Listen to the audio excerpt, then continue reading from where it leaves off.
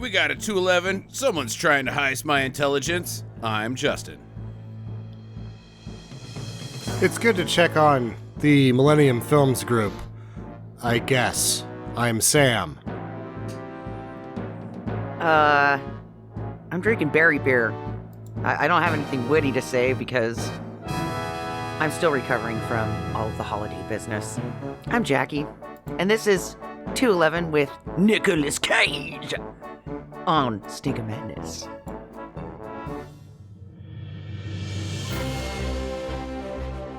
Hello and welcome to Stinker Madness. We are back from a lengthy holiday break. It's been almost 3 weeks since we've put out an episode. Actually, I think it's been 3 weeks on the nose due to the holidays. I hope everybody out there listening had great Christmasing and great New Year'sing. We did. I hope somebody got super drunk and fell down. I'm sure out of the 30 people that listen to this podcast, one of them fell down. Probably Sam. I did not fall down. Unfortunate. That's usually your thing. You tumble down stairs. Sure. That qualifies. Fell on some ice a few weeks. That's right. Month ago. Yeah. Yeah. Fingers still hurt pretty bad. Yeah. I mean, I'm shocked that it wasn't you. I've fallen down twice, just really close together. So now I'm the fall down. You're guy. the fall down. You're the fall guy. No, that'd be awesome. I'm the fall down guy, which is not awesome. This week, hey Justin, how's your rash? What? Yeah, so just in case the listeners didn't know, or we haven't forgotten to mention, Justin and I got a 2-man blow-up hot tub. Okay, yeah. Oh, that. Yeah, no, there's no rash. Jesus, you come in. Here's how you preface that. Like, oh, so we're so cool, but also Justin gets hot tub rashes. That's not how you sell the hot tub. Come on. That's what you get for going out alone. Jesus, dude. You got to make it sound. No, I don't have a hot tub rash. That you're willing to admit on air. Yeah, we don't talk about rashes on this podcast. Gross. Nobody likes rashes. We use bromine in our hot tub. I wish it was called something besides bromine. That's what we used to. Because it sounds awesome if you're stupid, but it's actually just like the lightest form of chlorine. It's just like really gentle. Yeah, I actually think it doesn't aggravate your skin or your eyes. Yeah, Even though if you're like dunking your face in your hot tub, you're probably doing it wrong. You're definitely doing it wrong. I think that actually, because this is a super cheap hot tub, right? It's an inflatable jobber, and you're getting it from China, shipped through Walmart, all that crap. I'm guessing. Is it the one from Coming to America? Probably. I'm guessing that the temperature gauge shorted out and actually like made it way hotter. I think I actually scalded myself rather than getting a rash, because when I got in it last night, I was like, holy crap, this feels hot. And then later, I'm like, it's not itchy, it's burny. Like, I felt like I burnt my skin a little bit. There could be all sorts of things. It's you said it's probably from China, so you're working with low-grade plastic and chemicals combined. What could go wrong? I don't know. Skin coming off, which is what happened. So there you go. This week on the podcast, though, we got a Nic Cage movie currently streaming on Amazon Prime from 2018 called 211. It's a 211 in progress. Sam, what can we do about this thing? I do have a minor amount of boring bullshit, but I'm going to start with accusations. Oh, no. Oh, my God. This sounds amazing. He who cast the first stone. Avi Lerner had a cameo in this film. I accuse him of trying to or sleeping with the booby lady waitress. I'm good with that accusation. That's very Avi. Why was she in this movie other than being top heavy? Yeah, and she doesn't die either. She just gets to kind of get her cleave out every once in a while for way too many times. Accusation. Well, if you watch the scene where you think that she almost dies, she's outside having a cigarette, And when the explosion behind her happens, she doesn't get like blown to safety. She just kind of topples over. And I think it's just like she was teetering on the edge the whole time, just in life. Like, I'm about to fall over because of these huge cans. She's got some balancing points on the back end. She had a pretty big, nice ass, too. Okay, well, that blast was just enough to just make her kind of just go thunk face first. She was insulated enough that it didn't harm her. Yeah, she just bounced right back up. Oh, my God. Well, okay, I'm just saying the lady had a great rap. Yeah. As Abby obviously thought so, too. Yeah, and I think that he's probably not, because he's probably trying to, because he's 75 now. I'll get to that in a minute. Okay. Accusation? Mm-hmm. Nicolas Cage needed to pay his Four Seasons bill. Okay. That's why he took this job. He did too for Abby in 18 and 19. Mm-hmm. Nick, you got to pay your bills. All right, fine. Fine, I'll do this. Go. Only if my kid can be in it. That's right. Accusation! Okay. Weston Cage could be the next Chris Mitchum if he gets his act together. Man, that'd be nice. That'd be great. I'd totally It'd be go for that. great. Which one was his son? The big dude on the bad guy team. Yeah. He's got long hair. Oh, with the long hair? Yeah. Okay. Yeah, with the goth hair, yeah. Weston. Yeah, all right. Weston Cage. He's not Weston Coppola. He tried Weston Cage. I think he's actually trying Weston Cage Coppola. Like, that's going to help. Because he did a horror movie where he front bills it with the old lady from the Annabelle movies. Whatever those shitty horror movies that you guys watch that I don't watch. I definitely do not watch those. From Kingpin. Her. Yeah, she comes up all the damn time. She's on the cover, but he gets front billing somehow. Okay. Right. I don't know. But yeah, he could do it. Yeah, let's go there. I also accuse some of the actors that look like they shouldn't be in a movie of being just tight with Avi or cousins or something. Mm-hmm. And Ori Pfeiffer's only in Millennium Films, the main bad guy, so maybe he's got some affiliation. He's an Israeli as well.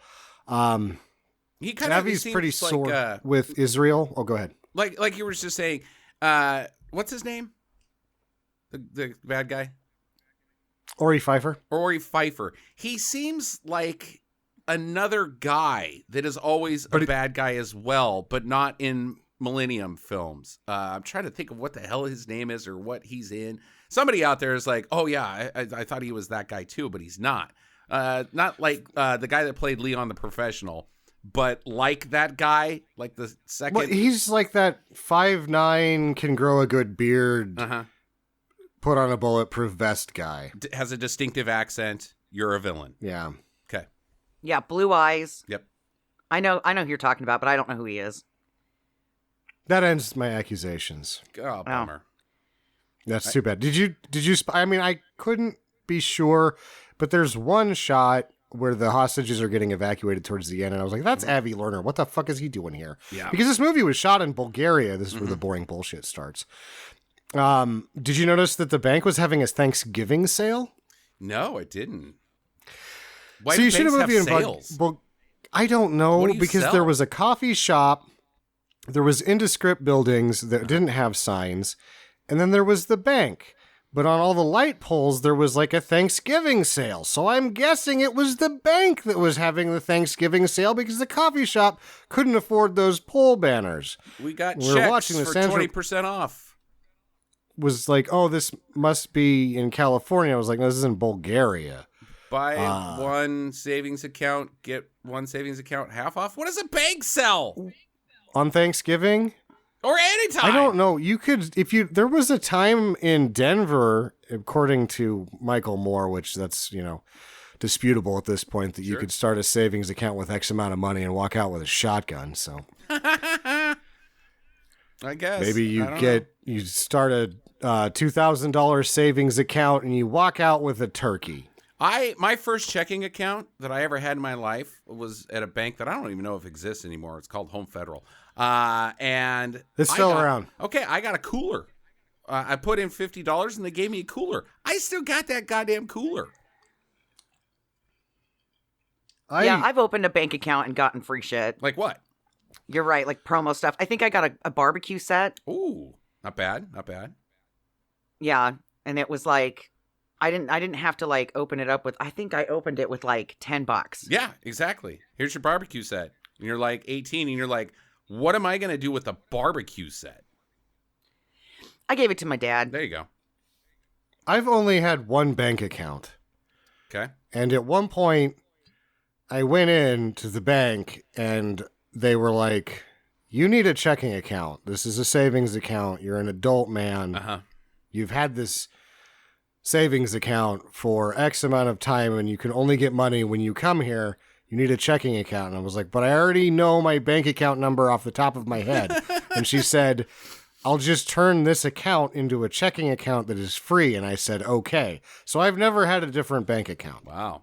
That is consistency. Yeah. I'm sure if you were a single man, Sam, you could go into the bars, tell ladies that, and they'd be like, now that guy's got security. And then they would be like, I'm in. That's your new pickup line. No. Ladies, I know my checking account number. No, because he's only got a checking account. He doesn't have a savings account. And that's I have a what's savings key. account now, too.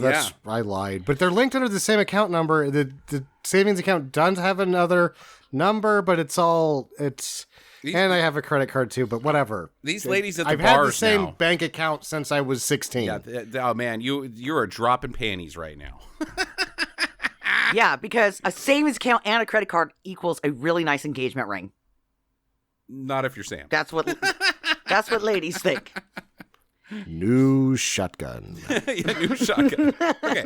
All right. If I lived in Denver, I'd get that shit for free. Yep. They have shotgun weddings at the bank.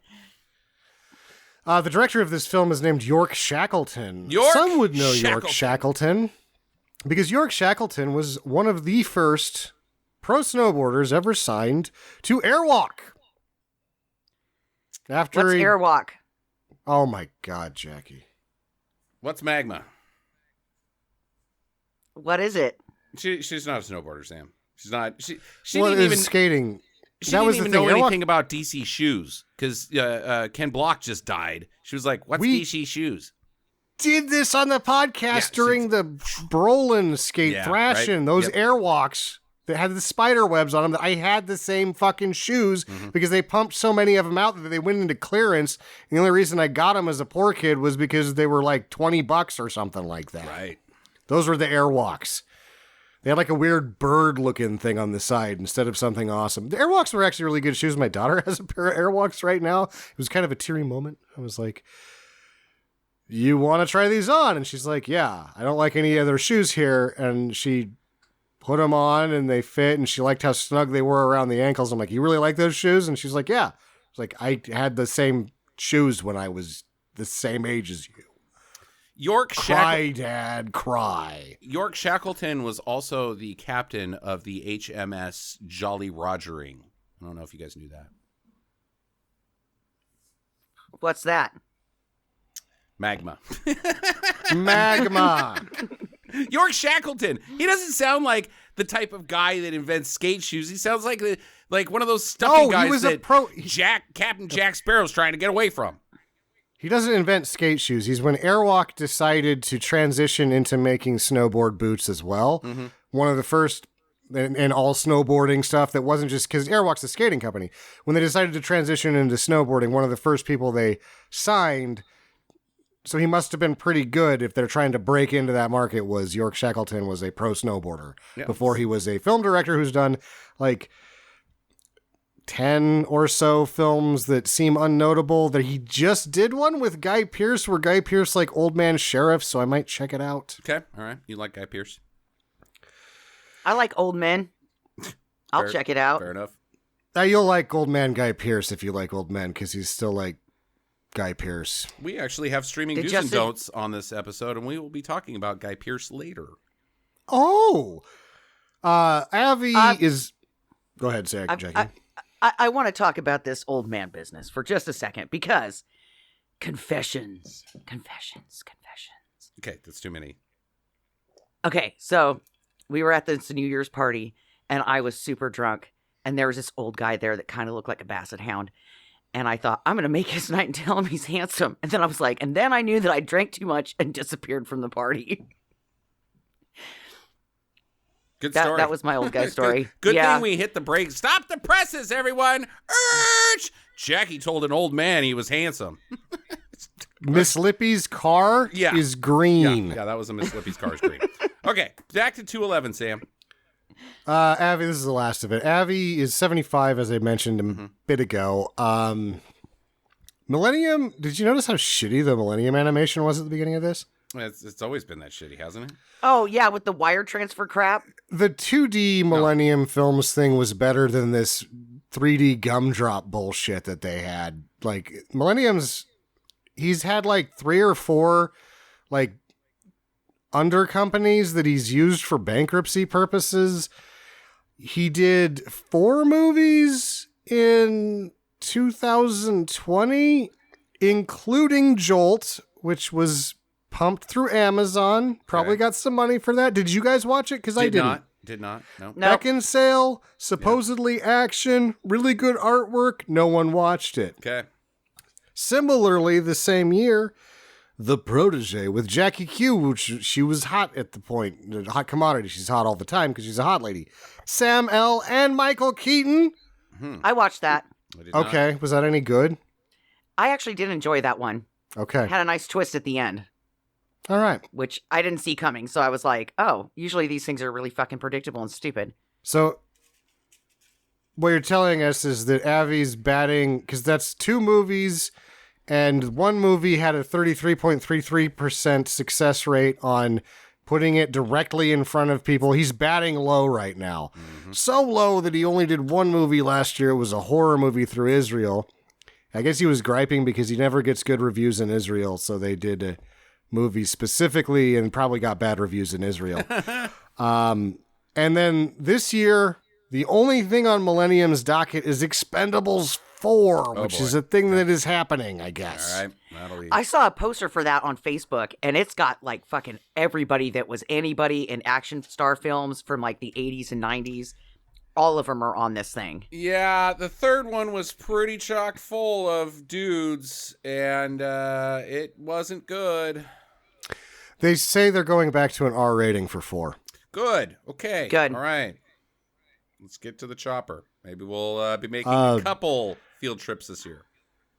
Stallone is not Statham's main billing. Stallone's at the bottom. I think he's getting a Cameo. featuring Sylvester Stallone as the former star of this. Yeah. Bummer. I mean, fine. But fine. He's getting pretty old. Yeah, he's getting pretty old. Well, you know, he's great in Tulsa King. Jackie I sure really, does like really that show. like that and show. We couldn't go an episode without her bringing it up. Hey, I didn't bring up Stallone this time, okay? My stupid thing with Tulsa King is in the first episode, they're like, this hot lady's like, how old are you? And he's like, 74. He's not 74. Like, that's just, it's, like, for the character, it's okay to cast him as actual Stallone's age, which is like 68 or something like that.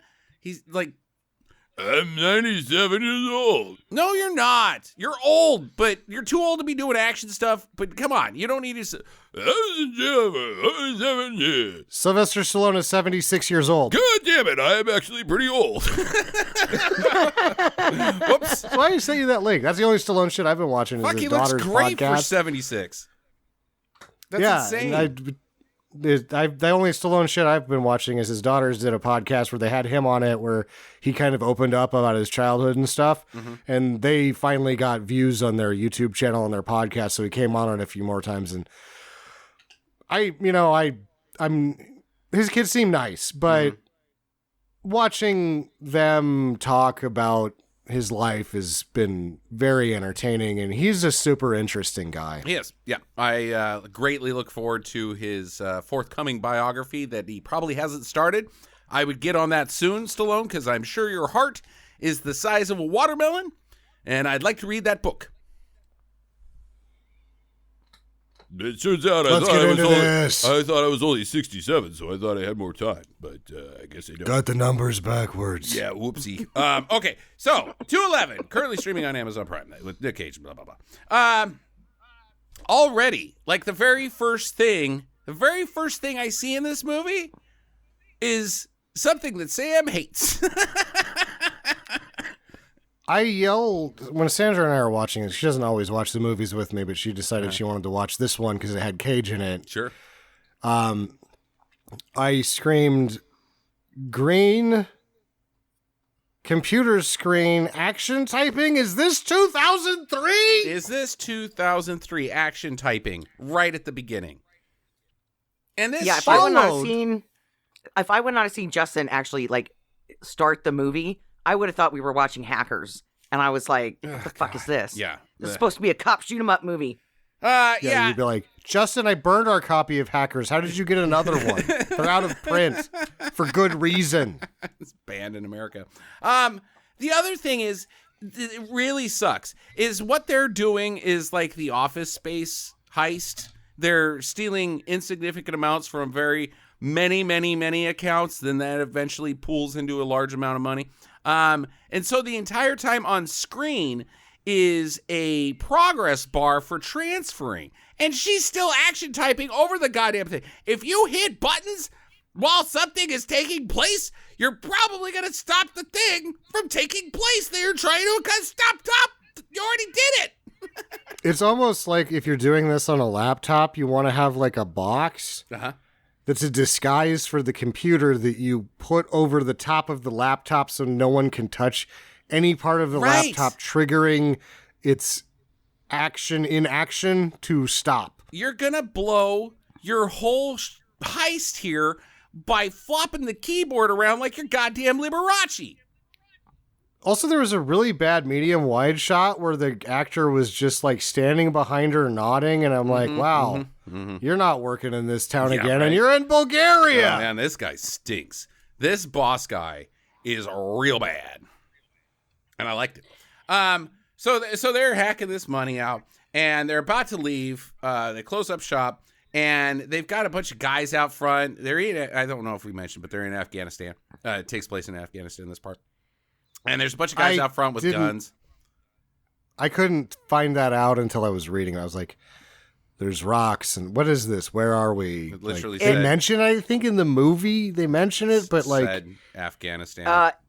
It just shows up on the screen, dude. Yep. Like, right as the scene... It wasn't up there very long, but yeah, it was a big white lettering that was like Afghanistan. Yeah. Okay. If it was in Times New Roman, I probably ignored it on purpose. Yeah, no, it was Comic Sans. So, yeah.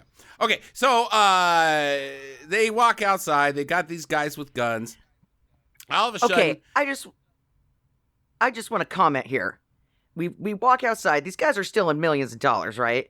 In theory. And they've got 4 shit boxes out there. I mean, not a one decent car. They're all these used piece of shit cars. Okay. And some humdrum soldiers. Have you seen much about Afghanistan? Are you familiar with Afghanistan, Jackie? It's not fucking to buy. Like, usually the shots you see of guys with guns in Afghanistan is in the back of a fucking Toyota truck from 1987. These are nice cars in Afghanistan. Oh, fuck, there are nice cars in America now with the price of the used auto market. Yeah, all right. Like, is there a mute on her? Because she's slinging out some real, these cars aren't good enough for these villains. What? Okay, so they walk outside. They're about to leave. Shit starts happening. Cars are exploding. Bullets are flying. Some dude's got a 50 cal. This was like, what the fuck? This plays in later. He shoots a fucking 50 cal at the window of a freaking GMC Envoy, and it like pings off of the glass. I did not like this. What? And then like another guy has got just an assault rifle. It shoots through the glass. Like, wait, no, the 50 cal is weaker? And then later they're like, they had 5.56.2s. I was like, no. And then later in the shots, there's 308s going in there. I'm like, if you're shooting through doors, it's a 308. What the fuck are you guys doing? Yeah. So all this Don't let a snowboarder write your action movie. He can direct it. The action sequences were competently directed. Guy's getting constantly foiled by Jack Sparrow. He's not capable of directing this film. So they get into this one car. The two bad guys, the guy drives it, and then all of a sudden, a fucking backhoe comes out of nowhere, and the guy's like, no! It does the Austin Powers thing, doesn't steer, doesn't try to avoid, doesn't hit the brakes, just drives right in the goddamn fucking teeth of the backhoe. It was a front end loader. A front end loader, thank you. His head comes off pretty good, I'm sure. Oh, yeah. This thing was going slow, so he had total time to maneuver. It was just sad. You can dodge a front end loader. They are not a Porsche. They're not. But if you had the right angle, maybe it's like one of those fish that like lay around for 2 months and then just grab you at the bottom of the ocean. Okay. All right. I didn't see that front end loader. Yeah. I didn't see that. My first day on the job. Foot tall. Yeah. 12-ton piece of machinery. Yeah. Whoops. Okay, so the lady gets out. She runs away. She gets shot in the back. The other guy, he spills out onto the ground. And these mercenaries, these are our villains. They come up and punch him in the face. And they say, hey, you screwed us over at that job in Turkmenistan or whatever. And now we want our money. And then he's like, what do you guys want? And they're like, $1 million. And I'm like, again, Dr. Evil, what's going on here? Okay, fine. Pay him. Just, here you go. Here's $1 million. I'll transfer it over. Give me my phone. I just stole like $5 million. Don't shoot me. Bada bing, bada boom. And they're like, no, let's do it the hard way. Blap. And he's dead. But they say, and I put this together later, they made all the wire transfers collectible, cash collectible at a strange bank in a small town. Massachusetts. And so I had, when writing the notes, accused the bank robbers of being idiots. Because I was like, ask him for the password, but he transferred it to cash on a single pickup, and they did get the name of the town out of him, and then they shot him. So that sort of works. Not really, because I have a serious problem with this film that we'll get to the end of it. So you're saying that all of the action typing led to this $1.36 million, like all of it went into one bank? That they transferred a bunch of different accounts into a single account, and then the instructions on that were it was to be paid out on cash on a certain day at a certain branch in a certain place. And that totaled up to $1.36 million. Maybe? Because that's what the heist is. Later is $1.36 million. He didn't like have 5 other bank accounts that he was putting this amount of money into. Just this one. Is that what you're saying? Yeah, so it's a multiple heist on the computer. The compy heist is very articulate. I just need to know if that's the only amount of money. I think so. Okay, this is stupid. All right, let's move on. It's dumb. We'll circle back to this later. In Kabul, we're introduced to this Interpol agent, Lady Hot Pants, I'm guessing. And she's doing some Interpoling, and she gets picked up. And the world doesn't understand Interpol. Movies understand it less. Sure. Is that it's an investigation. It's a global investigation firm, basically. Started in Europe. They don't carry guns. They don't do shakedowns. They don't do anything. They actually fucking do detective work and find the stuff, and then they give information to FBI, local, whatever, right? And then enforcement is done by those agencies. No, that's not how it works in the movie, Sam. In the movies, it's always like, I'm with Interpol and I've got a Walther, and you're like, yeah, I don't know. You have a laptop and you don't usually go on site. Or if you're on site, that's where you're stationed to help coordinate investigations with the current global techniques. No, in the movies, Interpol has license to kill, and they can go anywhere, and judges and warrants don't matter, and they could assassinate Vladimir Putin if they wanted to. And also, like, you get the utmost disrespect by other agencies. Oh, the Interpol fuckholes are here. Yeah. These Euro trash cocksuckers don't know their ass from a hole in the ground. Okay. So she's taken to the scene of the murders that were at the beginning of the movie to investigate, and she's like, "Oh shit! What were the calibers of those weapons?" And they're like 5.56, and there's a 50 cal. She's like, "Oh, I know who this was, based off the calibers of the bullets." Yep. These men were using military caliber. Oh, okay, I know who it is. Yeah, I know. Any soldier of fortune working currently in the globe. No, I've seen this before. One of those guys or ladies, if they're so inclined. So I have a theory about this, right? Mm-hmm. All right. Because she's carrying around these four guys' pictures on, with one of those key ring type things. Right. I think that she has a crush on one of them. Oh. And she's kind of hoping to join their team eventually. Mm-hmm. Little, and so she's like... Patty Hearst action. Yeah, they're like action cards, right? Like baseball cards or whatever for her. She's like, and on the back, you see all the bad things that he's done, and these are the bullets that he uses. And this is this one's favorite type of pizza. And she just loves these four She's dudes. got Stockholm Syndrome without the kidnapping. She keeps calling them, being like, "Guys, don't kidnap me. Please don't kidnap me." And like, will you stop calling? Seriously? We're never going to kidnap. No, don't kidnap me. That's not a problem. We're not going to kidnap you. But, don't, please. Yeah, she's like, I'll be at the coffee shop at 5. Yeah, if you're going to kidnap me. Whenever she hands the key ring mounted flip book over that's press and press laminated, she's like, "That's press and press laminated that I got at Kinko's. They don't have Kinko's anymore, so I have to have those back. Those men are important to me." And then somebody's like, "It's just the FedEx store now." And she's like, "Yeah, they don't carry these anymore because it's irrelevant, but I need these in my hands." All right, so back in the States, let's not do this scene by scene because this is one of those slice of life like introduction with lots of exposition. It sucks. This part really is terrible. Okay.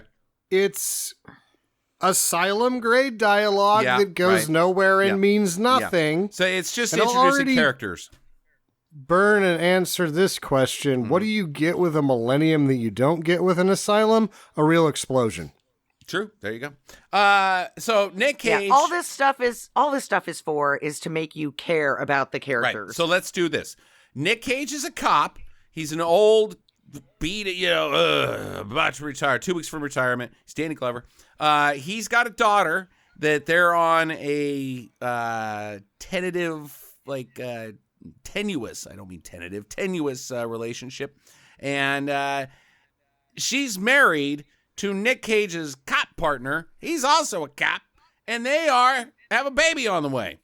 Revealed just today. Oh, and the mom has died of cancer. That's right. Nic Cage's wife died of cancer, and that's what led to this tenuous relationship with his daughter, because she's like, "Hey, so mom died," and Nic Cage is like, "Never speak to me again." She's like, he wasn't even strong enough to be the strong one when she needed him. I'm like, fuck you, bitch. You don't know what it's like to go through cancer. Like, maybe he was really nice when you weren't looking. Yeah, behind your back. Secret niceness. Yeah, like maybe he was bringing home like pot and stuff that he would get from bus and be like, "It's okay, I know it hurts, just smoke this pot." Yeah, doesn't want the daughter to know. know. Yeah, he might have been working those overtime hours to get drugs for his wife. Yeah, good call. For all we know, he could have been a real upstanding dude. Yeah, stop throwing stones at a glass house, stupid daughter. He could have been, and we're also introduced to our quasi-sidekick hero that I can't take seriously. No, Kenny's not yet. I'm talking... Kenny we is skipped the over Kenny. We'll go back to... Okay, all right. We'll go back to Kenny, because Kenny's actually legitimate sidekick, because he does actual police work at some point in this film. Whereas husband, son-in-law does not. Right. He also has a poofy step cut. A poofy step cut. Yeah, they have the same haircut. I do not like his haircut. No, it's is that what Johnny Bravo had?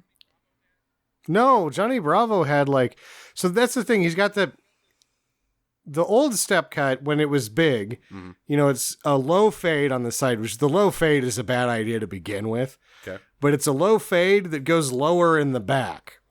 So you make your head look like a large, bulbous, strange item. And then he's decided to make it taller in the top. So he's basically told his hairstylist to make his head look as big as possible. Got it. Okay. All right. But then also keep his hair off his ears. Barely. Well, you know, they do that, Sam, because if you've got like a rounder face or if you're fat, they teach you in hairdressing school that you should poof out somebody's hair as big as it can go to distract people from their weight and their fucked up face. Okay. That's honestly, that's what they teach you. Yeah, it sucks. So it's like the stupid. The fugly ladies getting bolt-ons, you know? Like, hey, whoa, I don't even see your face that has been ran over by a tractor. How about that? Yeah. Okay, so elsewhere, we get Kenny, our actual sidekick of this movie, Action Kenny, as I like to call him. He's getting picked on by some bigger kids. Kenny's 16, so I'm assuming he's either a junior or sophomore. He's a brown kid, so they don't like him because he's in Massachusetts, and that's one thing this movie gets right. Hey-o, talking to you, Boston. Stop being so racist. Right? Anybody else? Yeah. Okay, so they're shoving their head. Justin, those Bostonites they're bean eaters, dude. They like Boston beans. It's a real thing. Gonna just blow past it, Sam. Just getting that Patrick Swayze semi and just right through that joke. Okay, roll that beautiful bean footage. All right, it's a disease. So Kenny's getting his head stuffed in the toilet, and he's had enough, and so he clocks a kid right as the teacher walks in. So his mom gets called in. She's told, hey, we're going to expel him, or he's got to do a ride-along because of also racism, so that he doesn't end up on the streets. And she's like, dude, I'm a doctor. He's got straight A's, scholarships. No, but he could get into that crack, you know, because I've seen, from the Boston area, and I know what happens to the darkies. There's also so much about, like, this starts a thing where there's, like, some racism that will sort of get addressed and sort of mentioned. Right. There's some, like, disconnect with school faculty and the students that sort of gets addressed and never, or sort of gets mentioned and never addressed. But the teacher comes into the bathroom after this kid's being bullied, and he sees 3 seniors and one 16-year-old in the bathroom, and one of the seniors is laid out, and he's like, that kid is a violent menace. Like, no, he knows all these kids. He works at the school, and he's like, you're fine, Kenny. All right, dickheads. Guess this one's not for free, because you just laid out your buds. You want some of that? You want some of me? They can't do anymore. No, I'm not so sure about that, Sam, because of the. They can't do that anymore. I think that's not. I think that this is actually accurate. It's just what I saw. Yeah, it is. And it's kind of like, bullshit. oh, there was violence. Yeah, there's no common sense anymore.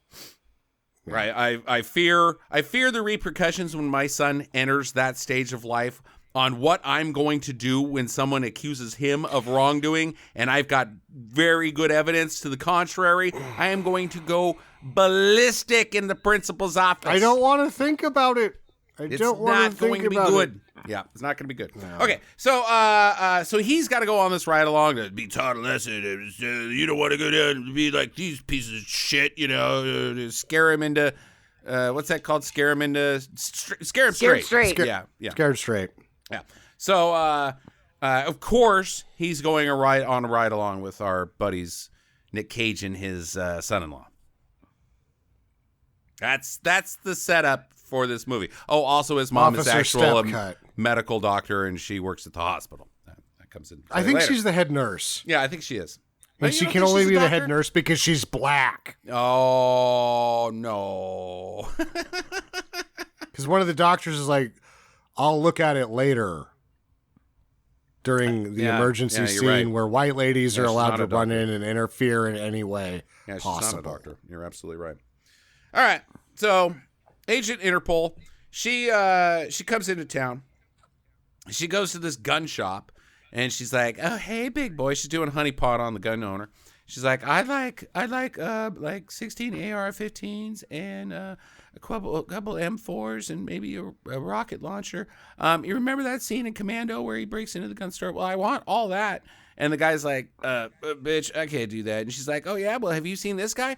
And he's like, "Nope, never seen him." And she's like, "That's him up on your wall. That's, hey, your bad guy buddy. You put his picture on the wall. You're a dipshit. That guy's he's a villain. You got his picture up on the wall." So now she's given her phone number out after she shows him the flip cards, and she's like, "I will be at McDonald's at about 6:30 to pick up my iced latte, just in case anyone wants to kidnap me." All right. They have iced lattes at McDonald's? They do. Oh.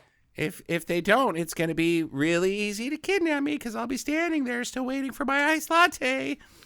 If they don't have the iced latte, I'll be the one who looks like me with the chicken nuggets. Okay. Don't worry, I won't order sauce so that I won't get their car all dirty. If it's the last time I have McDonald's, because after that I'll get kidnapped, I'll be real upset. Okay, so she gets the info that she needs where this guy's at because she points at a picture on the wall like, "You're dumb. If you're going to be associated with global terrorism, probably don't put your hunting pictures up there." I'm assuming that animal was also poached that you're standing over for your Tinder profile. So, try to keep on the up and up, stupid gun shop owner. Where are we at here? So the banker. Oh yeah, we also the banker. He's got an anniversary. Everybody's 2 weeks from retirement in this goddamn movie, right? There's a point that I have to mention where, and they even do it in voiceover, and it's Nic Cage that does it in voiceover, or it seems like voiceover. They just had it. They overed the shot, but he's like, "I'm glad it's not you or you," and the one guy goes, "Why?" "Because I'm black," in reference to the one step-cut dickhead being the father of his grandchild that's on the way. And he goes, "Yeah." But I'm like, oh, I guess this one's owning it. Okay, all right. Huh. So the banker, he gets this load of $1.36 million. It's very, very dialogue exposed that it's $1.36 million in the vault. The mercs, they've got a warehouse and they're locking and loading. They've got 50 guns. They've also got the commando thing. And they're stacking up their GMC that they're putting all their stuff into, and they're almost ready to go. One of them, Beardo, we'll call him, he goes into a coffee shop that's vaguely placed locale-wise and sticks a bomb under the table like it was a piece of gum. Yep. This is the guy with the Johnny Bravo hair. No, that's not Johnny Bravo. This is Beardo. This is Beardo. Johnny Bravo's the cop, but he's not Johnny Bravo because Sam Johnny says that Johnny Bravo's Bravo hair has was good hair. Way better. Yeah. It was just a tall, dapper Dan flat top. Mm-hmm. Now, the busty waitress comes over and she's like, "Can I get you anything else?" And he's like, "No, but I'll give you this 20. Now, let's put ourselves in the shoes of a global terrorist. Would you give that waitress $20? Like, I know this 20 is going to blow up later because I just stuck a bomb under this table and I'm going to blow up this whole coffee shop. Or would you think, oh, I need to overtip so that she likes me? Because also, if you overtip, she's going to remember you, but you're thinking that she's going to be dead. Which do you do? I think he fell victim to the size of her bosoms. And He's like, just here's like a 20. I write a check. I write a bad check. Oh, God. That's what I do. Because this place is going up in flames. That check's going to get burnt. And I'm not going to have to pay for my lunch. He's like, "This check won't bounce. It explodes." damn it. Fuck. No, that one sucks. I'm Sorry. really burning through the money here. Yeah, I'll see myself out. This check is... nope. Okay. It's really You can write this check to Blast. Yeah, no, that one sucks too. This check's going to be a hot one. That's not even a joke, Jackie, that you're just saying words together now. Like, we're getting further away from the actual joke that is probably sitting there. Here's the actual joke. Okay. Here, let me write you a check. That's the joke.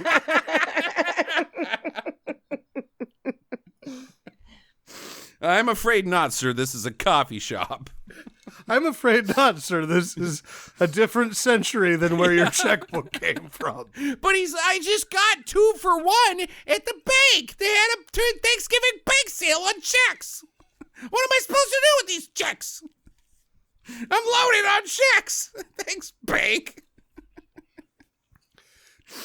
I should have gone to Macy's. Okay, so the cops, they go to the station and they all need to see HR. That's my comment on that. Is there HR in a cop shop? What's the HR equivalent to cop stuff?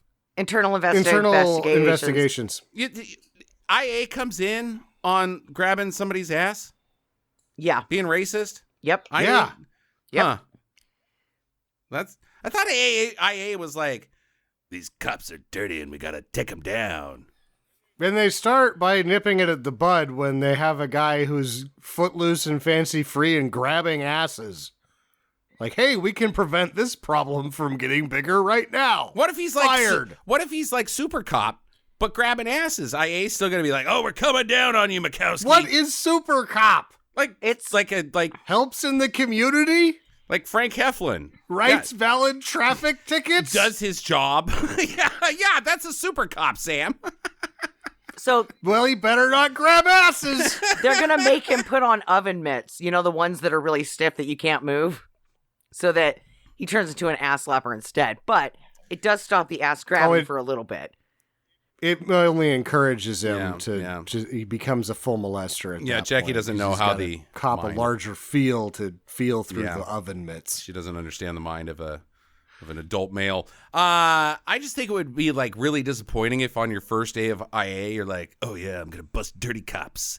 I'm gonna go down to Jersey and I'm gonna find these guys meeting with bags of money under bridges and I'm gonna bust them.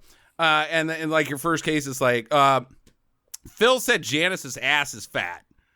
Wait, what the fuck? What? I gotta come in here and be a manager of adult children? I'm IA. Well, fat ass jokes are probably just in HR, but then HR has to report it to internal investigations. Okay. All right. They do have an HR department. That's what I'm getting at. Do they have HR? Yes, according to Sam. Okay. So the boys, they pick up the high schooler. He's in the car. They stop at a gas station robbery. It's just a quick little cigarette steal, and the kids, we get introduced to his phone. He's got an obsession because he's a teenager in the modern world. He's recording everything. That comes into play later.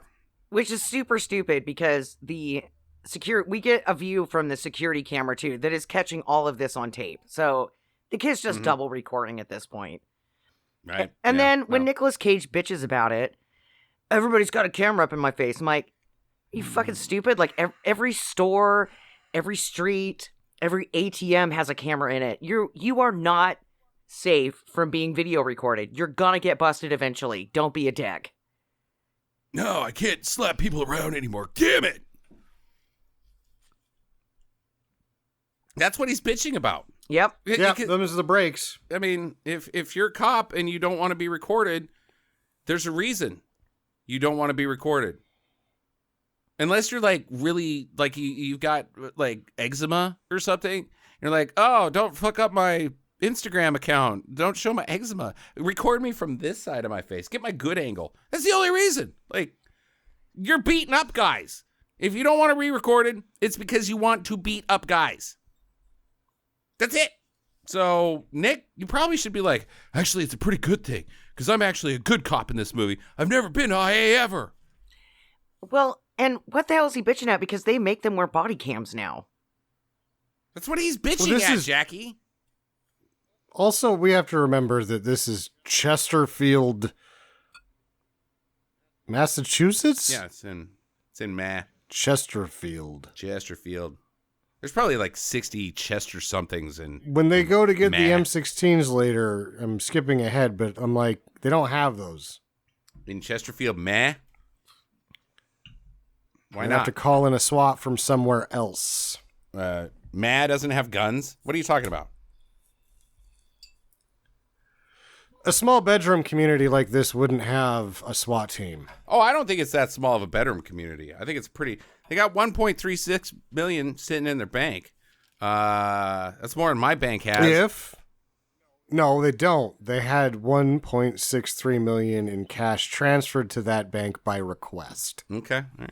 Either way, you got to have the ability for it. They got a SWAT team of like 60 people. I don't think it's that bedroomy. It's not like Cape Cod or something. I think this is just a normal town in Chesterfield. Did you see his house at the end? That's not a fucking sergeant's house. No, but Chesterfield's. Yeah, I want to say Chesterfield has like 400,000 or 500,000 people in it. It's not that small. It's north of Boston.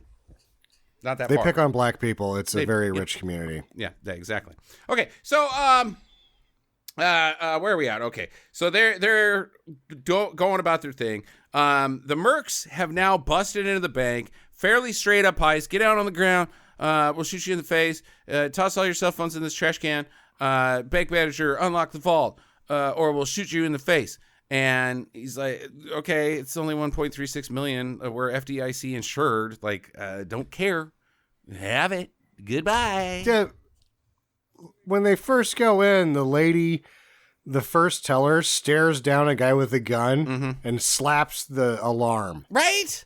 Or the let you in button. I wasn't real clear on that because there's no like alarm sequence like back at 911 dispatch. Sir, there's a break-in at the bank. Like, because the police don't show up. The only people that show up are Nic Cage and Sergeant Sun because they're across the street getting some coffee. Their alarm system doesn't work. I think it's you can now come into the behind. She pushes a button that's under her desk, which implies that she's got two buttons under her desk. One that lets you in the gate, and the other one is the alerts the police. She chose to push just one of those buttons, and they're like, and they don't shoot her. But it's such an aggravating noise that's like let in. It should just be like doop or click or whatever. Like now you can come in here. It's like when they first had the debit card slide-ins and you stick it in there and it was like whoop whoop whoop whoop. You're doing it wrong. Take your card out or you'll die. Cut the red wire. Okay, so things are going pretty good at the bank as far as the heisting, until Nic Cage is like, wait a minute, that guy's parked illegally. Let's go check it out. So he pulls up, and the kid's in the back, right? And he's like slowly creeping up. This sequence takes a long time because it's spliced against other things that are happening inside the bank and elsewhere and all this. So they're slowly creeping up, and instead of just being like, oh, hey, Gary, the cop, you're parked in the red. Why don't you just go park in a parking spot? This is a bank in 2018, whatever. Oh, even better. There's a loading zone like 10 feet behind him that doesn't have a red that he could have parked in. And arose no suspicion. Just move the car. Just move the car. Instead, this guy gets out and he starts prepping his fucking Tech 9 or whatever the hell his gun is at MP5. MP5 at the at Nic Cage and Sergeant Sun. You idiot! I mean, I'm gonna get to this later, but these guys are bad at crime. They're not good. They're not good. Well, and the doofus that's back there loading up the money.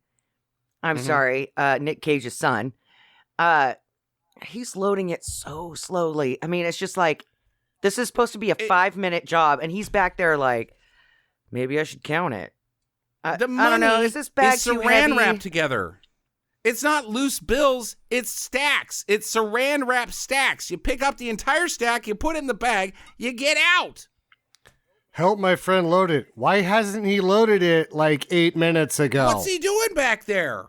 What is he doing back there? Also, flashback. 7 minutes ago, screen time. They get themselves some coffee, and they don't get the kid any cocoa? Right. Eat shit, step-cut dickhead. Ah, man. Well, it's because they're racist. They're thinking, oh, well, this kid wants a 40, but we can't do that because we're cops. He's like, what do they drink at Kwanzaa? I don't know. I just won't get him anything. God damn it. Okay. So, Nick, they see the cop come up and they're like, shit, let's blow the bomb across the, Jackie and I thought it was the same coffee shop that they got coffee at. Bad. I put this together a little later. If you're actually going to do this right, so there's certain aspects of this heist that would kind of make sense, but there's a bunch that doesn't, especially the exit sequence later. But, oh boy. If you were going to create the distraction that would alert all officers and bring all of them, you would do it on the other side of town. Right, but you'd also do it before you even walked into the goddamn bank. You got 5 minutes. Clock starts now. You wouldn't. You wouldn't. We got 5 minutes. If something goes wrong, blow the other side of the town. You just got us 5 more minutes. No, because the cops are going to suddenly be like, oh, I got to stop busting this bank robbery and drive across town. No, that's you send all the cops before you even get there. They're over on the other side of town. Across town blow up thing, and I'm with only blow it up if you have to. Jackie, where are you at? I'm in the pick something that's on the other side of the parking lot that you can observe, because they're going to surround that area and they're all going to be facing away from the bank, focused on that while you finish loading up the money and walk out and drive away. Why not blow it up on the other side of town? Why blow it up right next to you? That's a terrible idea. And that's why my bank heist is going to work, unlike these two buttholes. Nope. Oh, God. Well, when there's crime, we can only face one direction, is Jackie's also, plan. These guys have shown no connection to human life. No, at any level. They're bad guys. Why haven't they just shot everybody, grabbed the money that was so easy to grab and drive off? Walk out. Yeah, absolutely. It's really stupid. Yeah, and at one point, the security guy has obviously passed out, or he's just taking a nap. It's unclear. But they shoot him. They just shoot him in the back for no reason. The security guard was unarmed. Right? You've got the money. Nobody is causing you grief. In a previous shot, had either died of a heart attack or fallen asleep. Yeah, that's what I'm saying, dude. Like, he was non-coherent either way. And they're like, shoot that guy. There was 8 women laying on the ground that were more dangerous than this guard. Yeah, because you know that they've got hairspray or perfume or body spray or something like that they could spray in their faces and blind them. There's a 115-pound woman laying on the ground that's got something in her purse, more challenging to deal with, and she's wiry and fast. You got to worry about that. Yep. All right. Than this really fat security guard who has fallen asleep, unarmed, laying on the ground. All right, so outside, Nick and his sergeant's son are shooting at this one guy that's shooting at them. And kids in the car, get down, Kenny. And sergeant's son tries to dodge away. He's stuck in the car for a little while. No, but none of that cares. What matters is we got to move on. We're at an hour on this thing already. He gets shot in the leg. And I'm assuming grazed his femoral artery, because you get shot in the leg, you're probably going to be okay unless it hits your femoral artery and he starts bleeding out. If you hit somebody directly in the center of the back of, if you're talking center, top, bottom, and center, side to side of their leg, there's a lot that can go wrong. But we'll discuss this later. Okay. This is a bad shot. It's also a 9mm. It may be armor piercing 9mm. True. We see that it goes through. So this is not a good place to get shot. I'm okay with it. Is there ever a good place to get shot? Your ex-wife. Okay.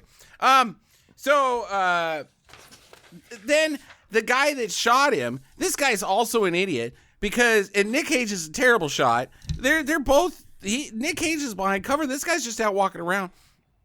No, he's the best part about this gunfight is that the guy Beardo has used a parking meter for cover. Oh, yeah, the parking for 3/4 of the gunfight, and it's like a 2 foot by. It's probably like an 18-inch by 12-inch space that would only guard part of his head and part of his chest, and they can't hit him. No. So he runs over, shoots this lady out of her car who was just sitting there during this whole shootout, like instead of driving away, because we see her get in the car. She just stands. She's just hanging out. So he shoots her. No, she was texting. She's like, "Oh my god, there's a gunfight. Oh my god, can you guys believe this?" And they're like, "Are you driving away?" Like, "No, I got to text all you guys." Yeah. Like, hold on, there's a guy at the door. Oh my god, he shot me. So he carjacks her, and then Nic Cage shoots him in the head, and he crashes. Okay, so that's one bad guy down. Okay. Backup arrives, not SWAT, who we've already seen get locked and loaded. They went to the cop shop, or the bomb shop, the coffee shop that blew up, which is not their job. The investigators are unpresent to this point in the movie and shall remain unpresent. There are no investigators happening other than the Interpol lady. SWAT is at the bomb shop that has already been exploded. Hey, any bad guys around here that we need to take care of? No, just secure the area. From dust? Yeah, the bomb's already gone off. In the air? What are we doing here? What is SWAT doing here? We're in protective gear. We've got the shields and the face mask thingies and smoke grenades and flash grenades and our big guns. What are we doing here at this bombed coffee shop that could have just been a gas explosion because nobody knows, because nobody sent an investigator? Why are we here? Don't worry about that part. Where's the fire department? Yeah, where's the fire department? They always show up first. I mean, seriously. We got a 211 at a bank across town. Can you get here, SWAT? Nope. We've got to stand here. I don't know why. We don't have a fire department. There's no fire department. We're trying to put the fire out with our guns. It's not going well. Oh, my God. All right. Okay, so I got a stupid question before we move on. What's the difference between the police and SWAT? The SWAT is police, Jackie. It's just a division. Special Weapons Assault Team. No, Special Weapons and Tactics, you ignorant bastard. So do they just deal with, like, snipers on a roof and... They deal with the shit you see them do in the movies. That's what their job is. They get in the heavy gear, then they bust into places with their shields and their big guns and their face masks. But in real life, they usually actually don't show up in the, like, unless you're in a major metropolitan area. Yeah. Like here, there's just certain officers are designated to SWAT. Mm-hmm. And so they get the SWAT code goes out, and then whatever they're doing, they've already got their gear in the back of the car. They just converge. Yeah, that is correct. Okay, so the Interpol lady, she goes to the bomb scene, and she talks to the busty waitress, and she's like, "Oh, yeah, I recognize that guy. He gave me a 20. Was that a good thing for a villain to do or not? I'm not sure." And she's like, and the lady's like looking down, and she's like, "Hoba, hoba, hoba, hoba." Wowie!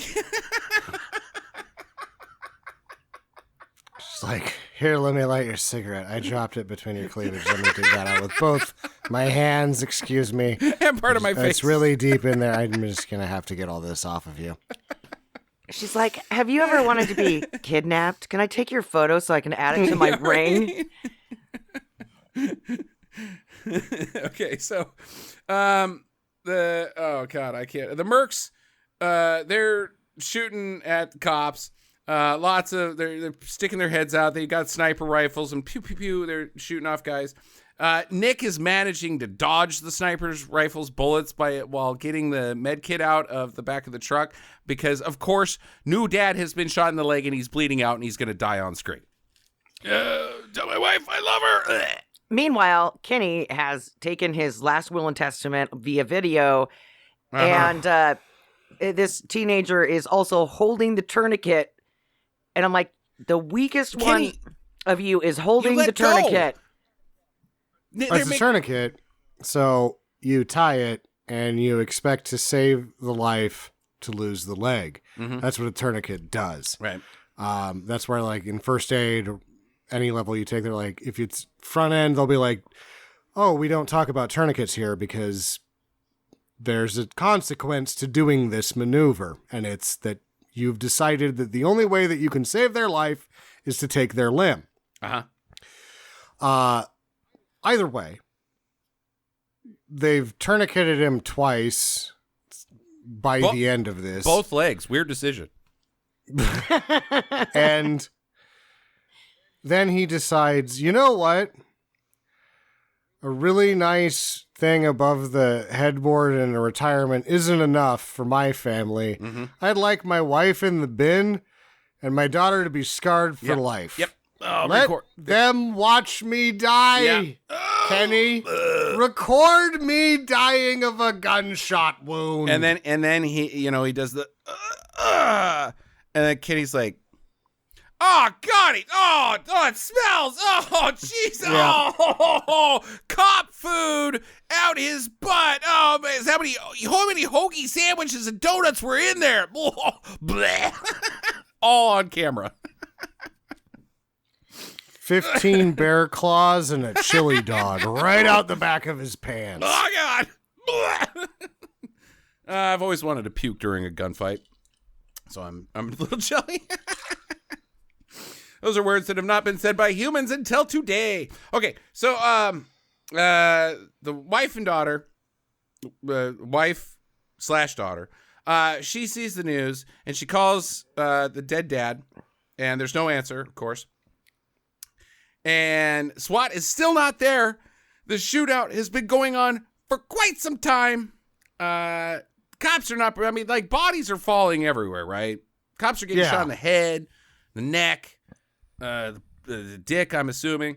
And they're like, we got to retreat. So they grab dead dad and start pulling him away. And Kenny dives into this car because he stops and grabs his phone or something. He drops his phone and like bullets hit the ground and he's like, oh shit.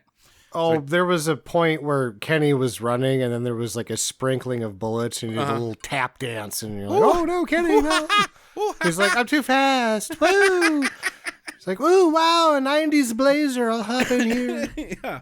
So Kenny's left behind. They get dead dad in the ambulance. And he drives off, and the daughter, she's like, oh no, I gotta call my tenuous relationship father. So she calls, and Nick is like, it's not looking good, baby. He's at St. Luke's. That's how he did deliver that line, just like it. Yeah.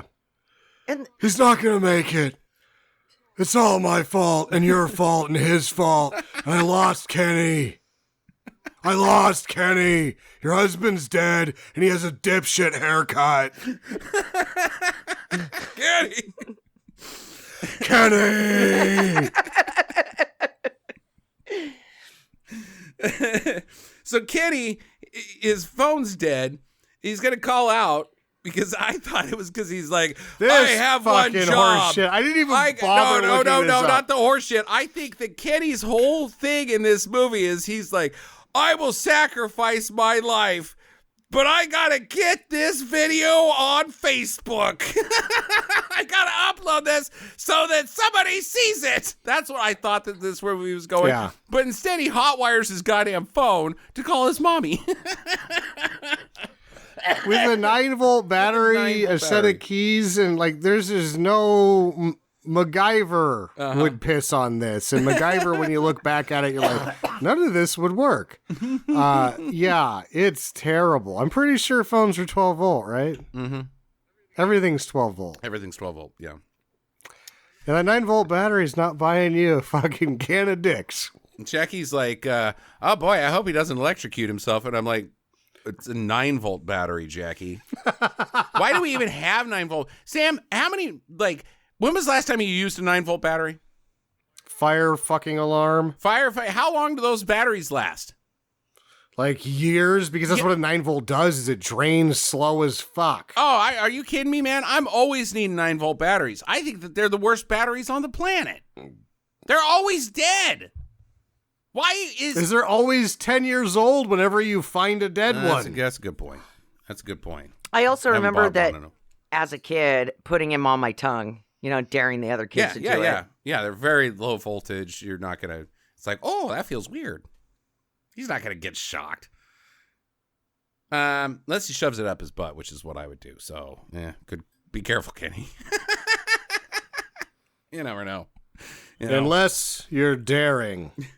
I mean, if that's your thing, some people masturbate with a belt around their neck, Kenny. If you like shoving up batteries and getting shocked in the butthole, I think you just started a new sexual fetish.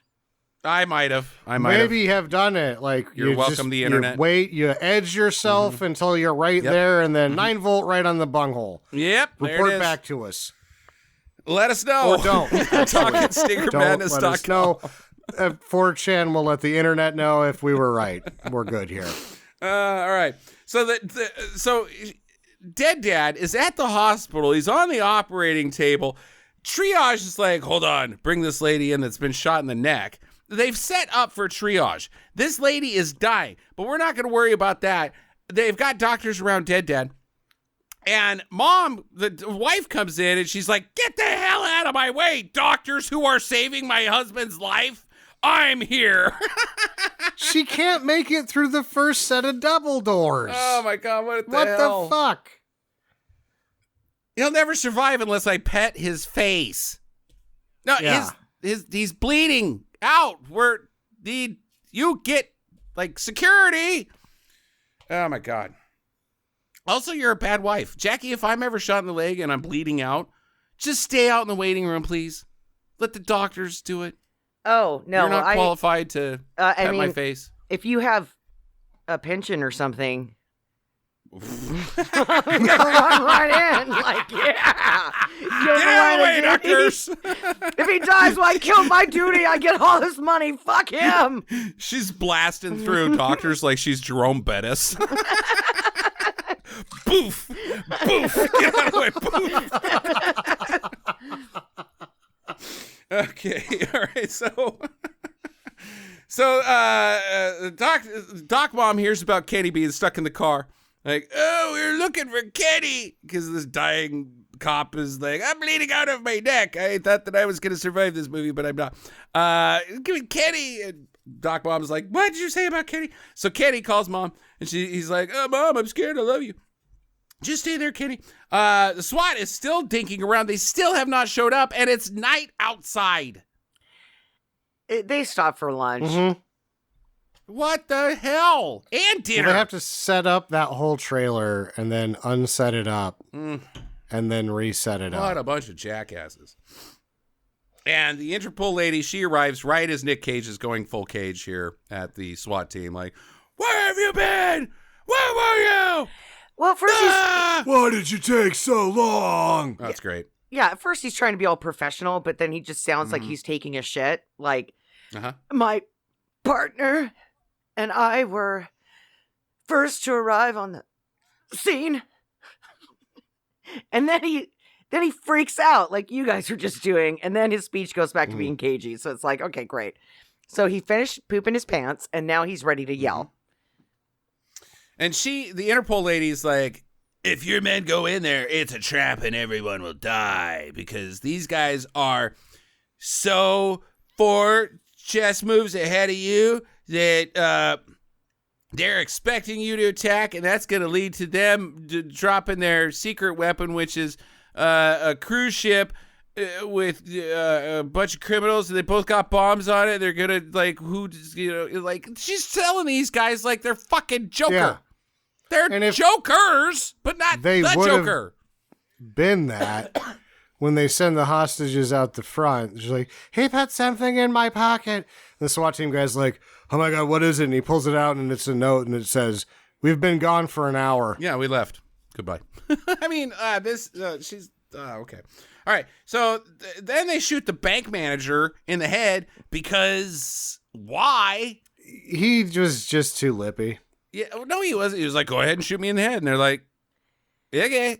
Why didn't they shoot him to begin with? Like, why? I don't understand these villains at all. Well, the thing is, they weren't. They had the armor. They had the armor to get out of there 3 times. Probably still get caught eventually, but they wouldn't go down like they're about to go down had they made a move.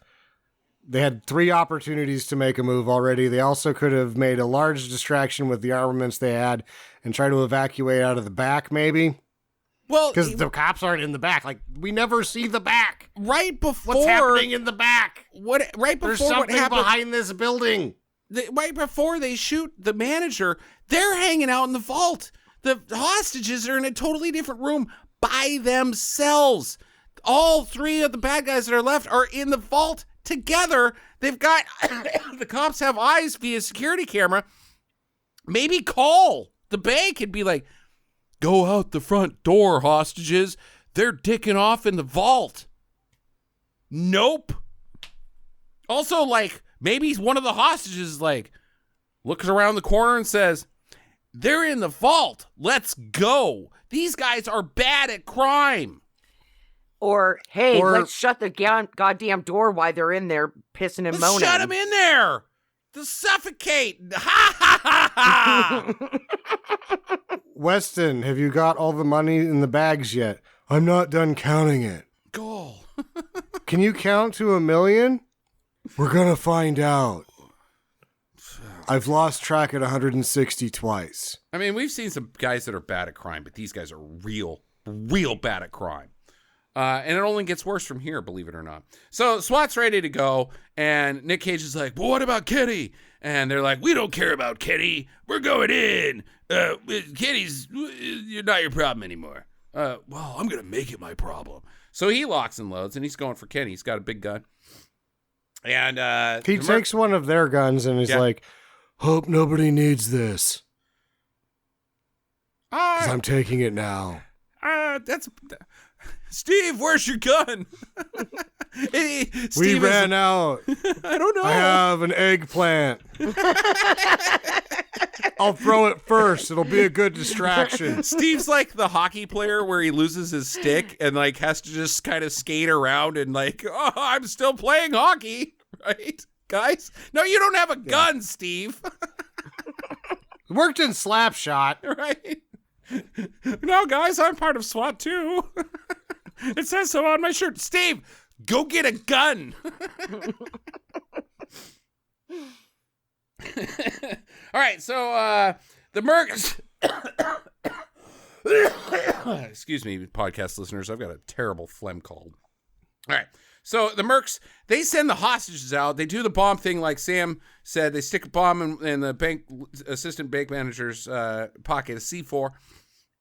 And the cop grabs it, and he just like, oh no, and runs. This is fucking comedy gold. He doesn't chuck grabs it, doesn't chuck it, keeps running slowly while looking at it, and he would have taken a face digger, and it would have been hilarious if it wasn't more hilarious because he was staring at the bomb that was telling him, I'm gonna blow up, right? Like 2 inches from his face, like, what do I do with this? Boom, it blows up, and then his body just falls to rest, and you're like, wow, that was not what to do there. No, it sure wasn't.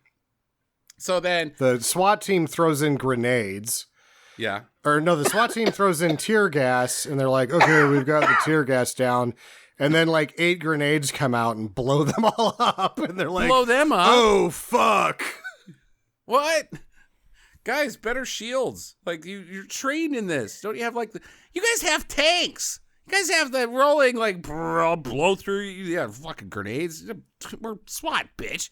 I mean, look, if we'd showed up, if those 2 guys with their SWAT tactical gear in the back of their car showed up at 1 o'clock, like Sam was trying to explain, that would be one thing. We have had all day to prepare for this. We've got the white tank with the battering ram that's going to go, and then guys are going to pop out of turret guns and just, and Steve is going to be like, hey guys, can I join?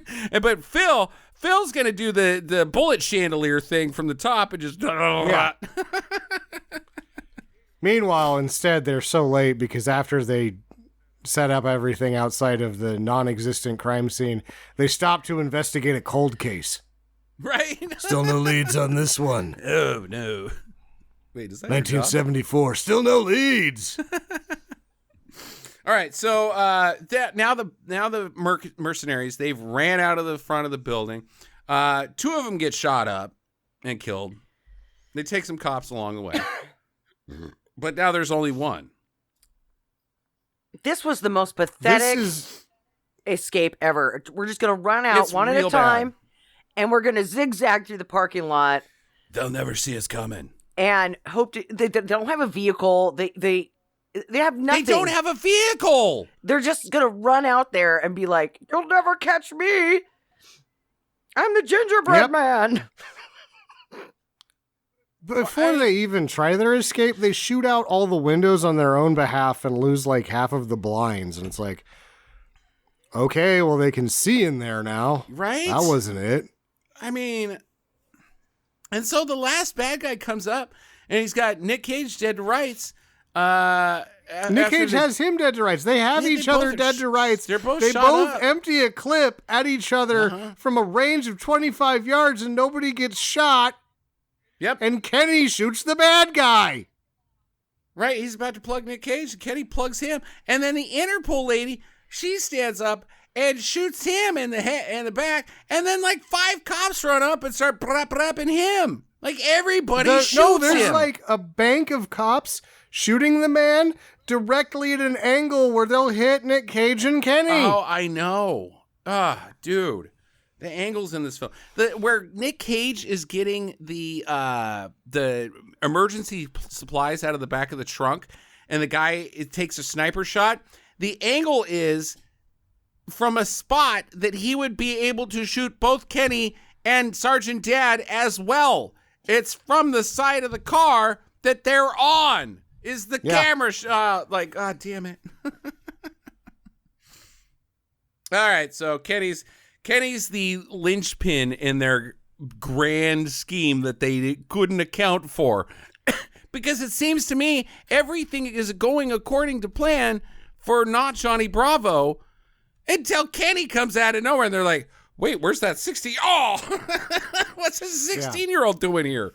You weren't part of my plans. Yep. Oh, my God. And the daughter, she comes down and she hugs Nic Cage because she's like, I left my husband, who may or may not be dead, to hug my papa. Which the hospital just happens to be within running distance from this crime scene, apparently. Also, the head nurse left in an emergency situation to see her family emergency with her son. Yeah. It was probably okay. Phone calls, guys. Phone calls. Could have been taken care of. 1 year later, denouement. Surprise. Nic Cage on his birthday, I guess, or whatever. Surprise! I'm not dead, said his partner, because the son didn't die. Bigger surprise, he still has legs. He still has legs, despite Kenny's poor tourniqueting. And Kenny is there with his mom, and they're all besties. Oh no, they hooked up. Nic Cage is his new dad, Jackie. That was clear from the beginning. Yep. Yeah. New dad. Ding ding. She'll do. Have you ever put a 9-volt battery on a man's anus? Yes. Second date, he brought that up. Yes, I at have. McDonald's. You'll do. All right, questions time. Jackie, we'll start with you. Is this the idiot plot? Oh, yeah. Definitely. I mean, let's just get into how bad these guys are at crime. Because, two things. So things go wrong, right? Which is the plot of many bank heist movies with the guys, the cops and all that. things go wrong. A variable that they didn't account for. Parking illegally. Okay, fine, I'll allow it. I'll give a hall pass on that one. Things go wrong, they have to take the hostages. Nobody calls the bank and says, okay, we got to bring in Samuel L. Jackson to be the negotiator, and says, what are your demands? Nobody says, what are your demands? A chopper, and now it's $6 million. That doesn't happen. Also, like, what about, like, going out the back door or anywhere else? The roof, jump from rooftop to get the little, your guys are super mercs, the clotheslines, the choo, and then you zip line down the anything. But the front door is their plan. I don't know what was their plan, even if things hadn't gone wrong, was to just go out the front door. The alarm has been raised. Like, I mean, this is a bad plan, and it gets worse. They shot the guy that knew where the money was at the beginning. I had to give them about 10 hall passes that there was an actual transfer to an actual bank done by a computer that probably wasn't capable of doing it. Yep.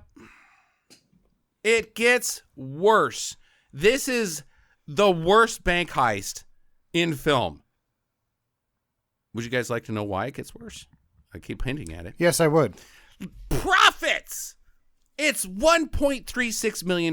That's what their haul is. Divided by 4. Now, yes, the guy out in the car dies, and so it's going to be divided by 3, but their initial plan is $1.36 million divided by 4. They know that number, which equals $340,000 a piece. Now, whoa, hey, they're former military. They're not making huge amounts of money. Like we did a few weeks ago where we kind of haul past that. These guys, though, have something else. It's called expenses. They have got... they're out $100,000 a piece. Not $100,000 a piece, Sam.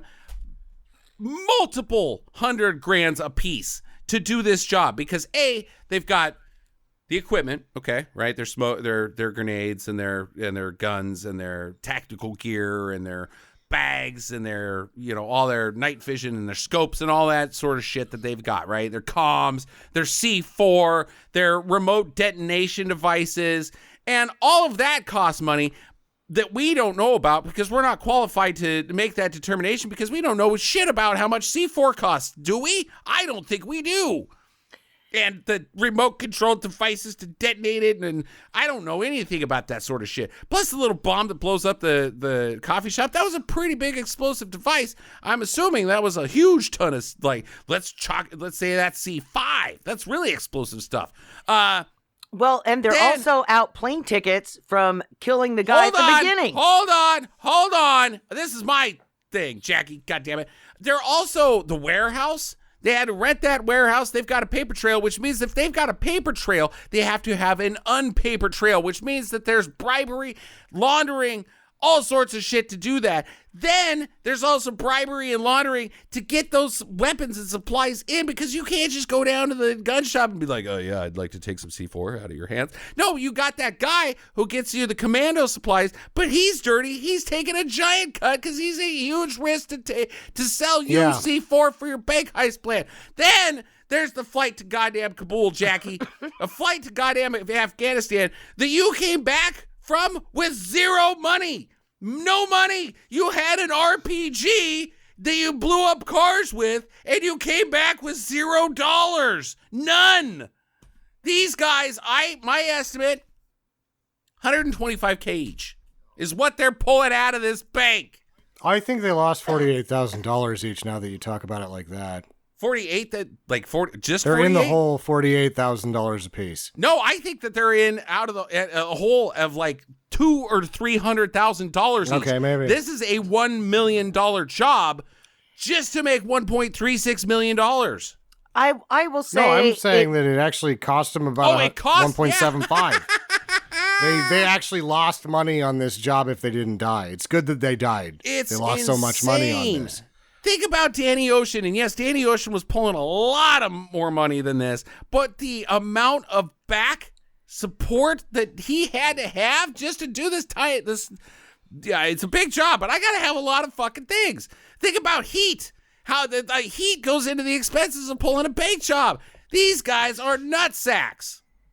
Well, and I really feel like these four would fly coach to save a little bit of scratch. I don't think so at all. I don't think these guys are flying fucking first class because they think that they're fucking big shots. Because the Interpol agency is telling the world that these guys are big shots. Well, I mean, let's be realistic. I've never ridden in first class, but I'm assuming that their toilets are a lot nicer than coach. Yes, you have, but go ahead. We took first class on our way to London. We got bumped. No, we did business class. And no, we did executive business class. class Is first class. No. That is first class. No, our seats were slightly more leg room and slightly wider. That's not first class by any stretch of the imagination. Booze. No. Yeah, whatever. We did not get unlimited booze, you weirdo. These guys are not coachers. They're dickheads, Jackie. They are dickheads. They spent all the money that they weren't going to make. This is the idiot plot. As idiot plot as it possibly gets. Just ask him for his password. Ding. Okay, there you go. Movie doesn't exist. Sam, question. He probably doesn't have a password. It's 1, 2, 3, 4, 5. I have the same combination on my luggage. Right. And your free so checking we talked about the blowing up thing of the coffee shop. Would it have been better if they would have blown up their own base of operations as a distraction? That would have been like, you already paid for it? I mean, then you're like, no evidence and stuff. Yeah. God damn it. Ugh. See, we aren't even criminals. And Interpol's chasing down these guys. No. These guys trip and blow themselves up. You gotta watch Barry, Sam. You gotta watch Barry because these guys are in Barry and it's hilarious. Hilarious. HBO, Barry. Can't recommend it enough. Speaking of recommendations, final recommendations on this 211. I'll start with me. No, I didn't really like it. It's cliche and trite and nothing is contributed to the good of film in either direction of this, for good of bad movies or good of good movies. This is just a flat out don't. Even Nic Cage said it was a don't. He was like, that's disappointing. Sam. Yeah, it's a don't. I mean, if you're a completionist of Nic Cage, but that's not really a thing, right? You're going to do it anyway. No, you can't. It's impossible. It's hard. It's bad because it's a don't, and it's only 87 minutes long. And there's a lot of gunfighting, and it's like, how did you not do this at any level of entertainment? Because there's 30... Nic Cage doesn't show up for fucking 20 minutes. There you go. Yeah, that's the movie doesn't start for 40. So all of the gunfight is it's lost you by the time it even happens. Yep. Jackie. Don't. It was I'm with you both. It just wasn't entertaining enough. Usually Nic Cage movies for me, they hold some kind of excitement, but this one just seemed like I'm mailing it in. He didn't even mail it in. I mean, he just kind of casually dropped some paper by the front door on his way to the toilet. It wasn't even, he didn't even use a postage stamp. He was just like, here you go, a wadded up piece of paper. That's what you get. Now let me ask you guys this. Would this have been a do if the bank heist was a very small factor of it? We don't even know anything about the bad guys. It's Nic Cage has this kid on a ride-along. Because there is a good, genuine scene in the car where the kid confesses, like, yeah, I'm getting beat up, and Nic Cage is like, yeah, I would have kicked that guy's ass too. You know what? You and I might have some things to talk about. And there's a whole nother movie where they build a relationship, and then he, like, fosters this kid, not foster in like foster kid, but like teaches him how develops to fight him. And no, not even that, but like bam. That you're talking a shit movie again. I'm talking about an actual good movie. God damn it. Goes to the principal, takes care of the bullies, and like becomes this kid's father actually on screen. That I would have liked as a serious Nic Cage performance, and I think he would have liked doing that movie better than this one. Yeah, there's a number of things that you could have done. I think the primary thing that you could have done to make this better was make it an actual Nick Cage movie because he doesn't show up for the first 20 minutes. That's a big one. That's a big one, yeah. All right, so on Streaming Do's and Don'ts this week, Jackie and I actually had a movie Sunday, which we haven't had for a very long time. Excuse me, 4 beers in. Sam will partake on probably most of this, I would assume. But let's start with currently streaming on Paramount Plus. I'm not even sure where we saw this because they've all now blended in so much, all the streaming services. You can't freaking tell. There's too many of them. And now we've got subscriptions to all of them. It's ridiculous, but No Time to Die. Jackie and I finally got around to finishing off the Daniel Craig, James Bond. Sam, did you get around to that? We saw that at the theater. There you go. Good man. We finally just did it a year later. I think it's the third best of the Daniel Craig James Bonds, which to me puts it in a do column because the two that are bad are way don't. But it's fine. There's nothing great about it. I thought it was an interesting plot idea concept. It was a little predictable, but I liked it. Jackie, where are you at on No Time to Die? My biggest concern, and I am a feminist, so please don't send in hate email over this, but you really aren't, but you can keep saying that. Fuck you, okay? Fuck you. Yeah, fuck There you go. Yeah, I mansplained your own feminism. Fuck you. That's what I'm going to say about that. But 007, I really hope this movie wasn't setting up 007 to be a woman next, because that the ruins the James replacement. Yeah, that ruins the James Bond thing for me, because he's supposed to be this really suave, sophisticated man with a gun and who bags all the ladies. That's what I like about James Bond. He's kind of a sexist piece of shit, and I like that. He's misogyny incarnate. Yeah. But that was the thing about Daniel Craig's James Bond, is he really kind of wasn't. He got married twice on screen. I mean, very few bangings. I don't know about, like, well, yeah, your guys are George Roger Moore. Lazenby got married too. Yeah, Yeah, and then he she did. died. Well, James Bond gets married in the books, so that's accurate. But like, you're thinking Sean Connery, Roger Moore, Timothy Dalton, Pierce Brosnan. The formula of the first Bond lady bangs, you never see her again. The second Bond lady bangs and she dies. The third Bond lady, they end up in a raft together or something, and they bang.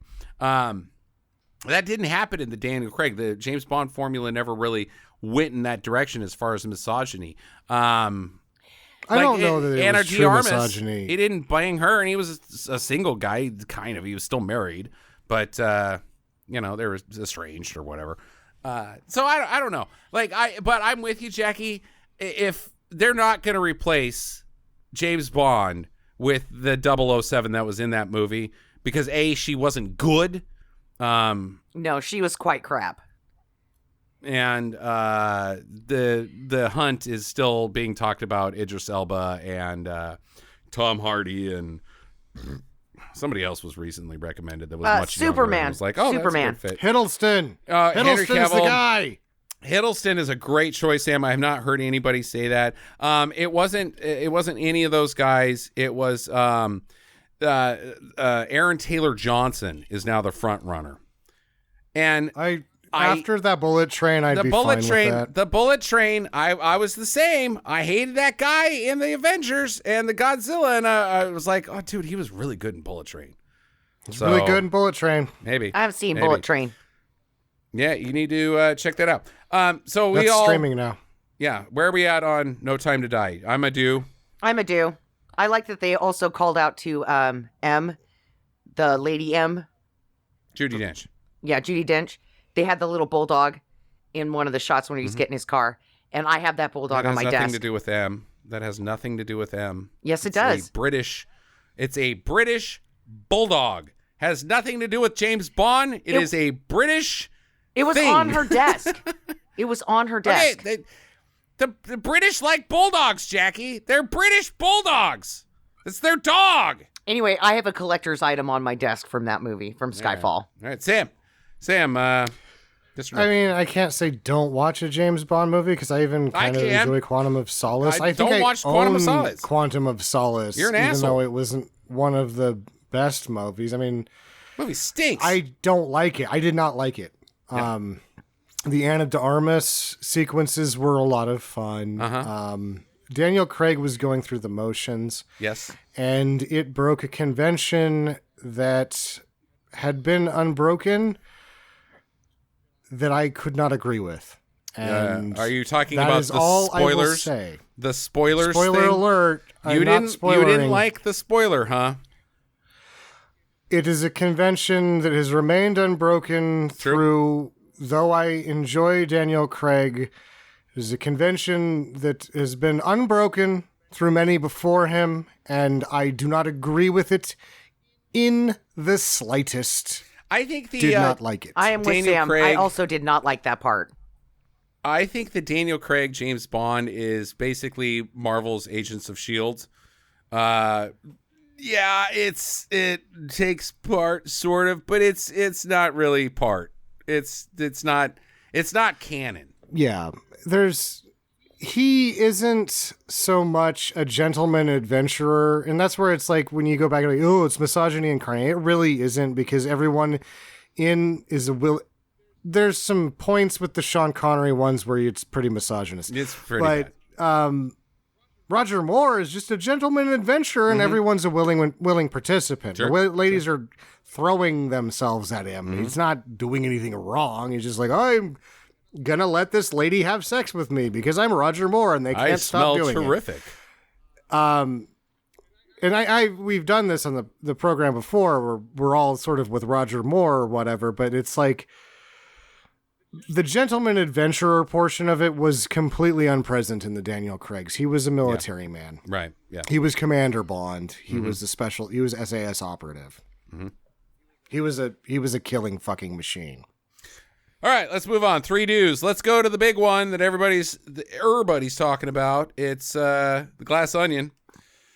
I'm going to go ahead and give it a do right now. I'm sure everybody else has already seen it.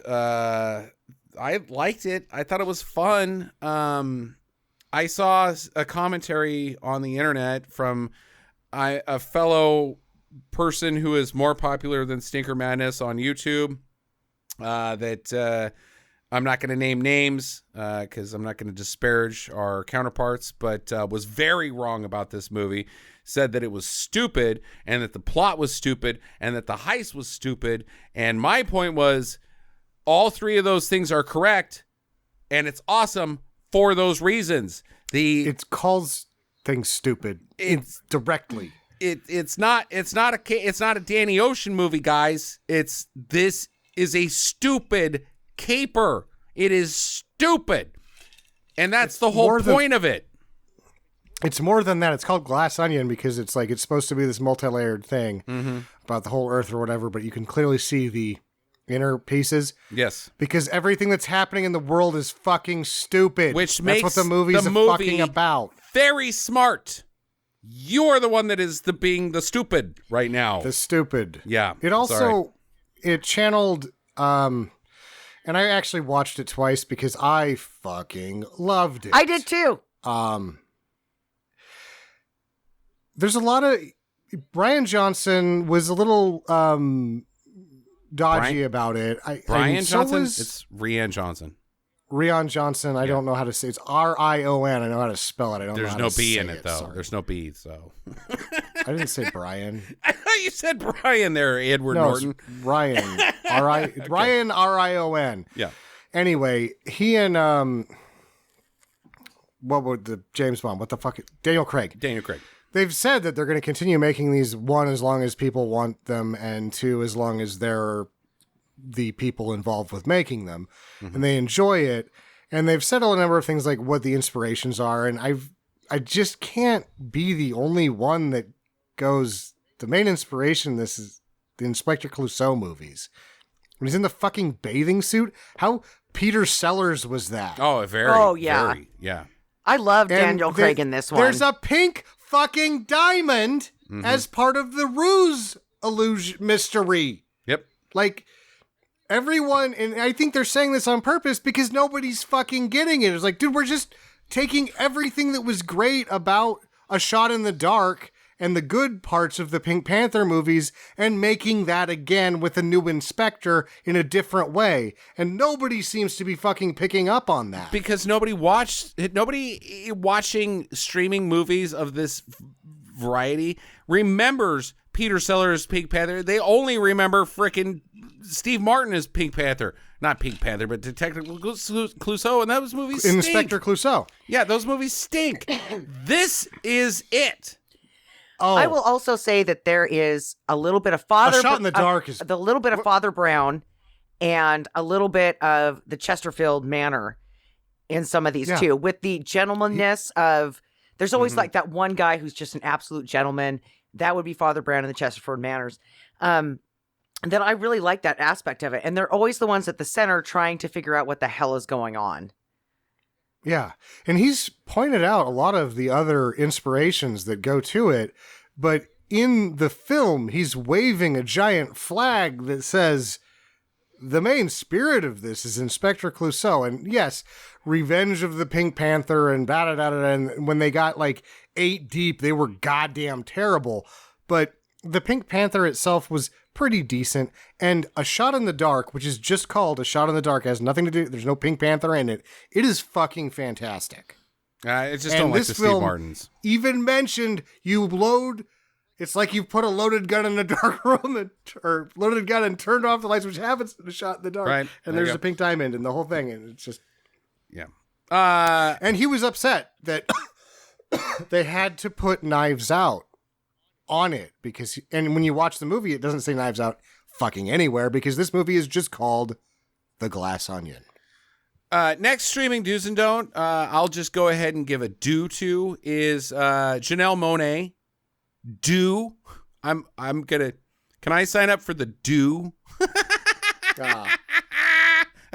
Also Ana de Armas. Sorry, honey. Like, if we're gonna do the Friends thing where it's like you get a hall pass for certain celebrities, right now at the top of the list is Ana de Armas and Janelle Monáe, and I'm not sure who's. It's probably Janelle Monáe because Janelle Monáe's also got a beautiful singing voice. I don't know what Ana de Armas can sing like. I assume it's good, but I bet you they both smell terrific.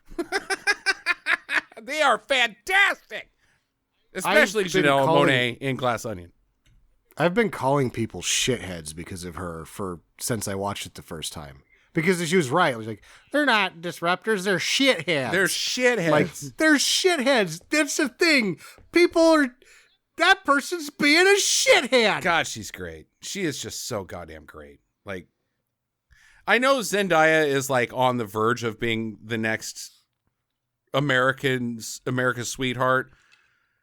But whatever the like, I'm America's mom, but also hot, like really hot. Janelle Monáe should be that. Whatever. We should have a new thing. There's like that elephant standing in the room that there's all these people on the magazines, and then this person doesn't get on the magazines until way later when they're still super hot. Salma Hayek. Salma Hayek was that hot the whole time. Nobody seemed to notice. Janelle Monáe is very Salma Hayek right now. Also really good at acting and singing. Super talented person. Salma Hayek's got an Oscar, but I don't know if she can sing and dance as well. Are you talking about the governor lady? Yes, the governor lady. I love her. No! What are you... Gretchen Whitmer? Gretchen Whitmer? Great rack. Gretchen Whitmer from Wisconsin? Jay, what are you talking about? Does you not know who Janelle Monáe is? And also, you watched Glass Onion, the movie with the really hot person in it, and you're like, I don't know who that is. She played 2 parts, her sister, the twin sister lady. You don't know who Janelle Monáe is. No, that's the first movie I've ever seen her in. That's not true. That is 100% not true. You also saw Hidden Figures. You also saw Moonlight. You've seen her sing and dance all over the goddamn place. No, this is the first time I've seen her. So that she's Oldmaning? She's Gary God. Oldman. She's so good. She's unrecognizable. That's right. She is part old to man. part. Oh my God. And hot. Like, Gary Oldman was never good looking. But he begs to differ, sir. Okay. Wow. That's crazy talk, Jackie. That is crazy talk. All right, last on streaming do's and don'ts. Sam, you will take no part in this, and this will be in your interest to take no part in it. It's called Memory, from 2022, starring the Nielsen's. Liam What's his Neeson. name? Liam Neeson's. Don't. It sucked. Jackie, I remember this having a trailer that was actually in theaters, but I don't ever remember going to theaters. This seems like a DTV production, but where you at? You like the Neesons. I do like the Neesons, but I did not like this movie.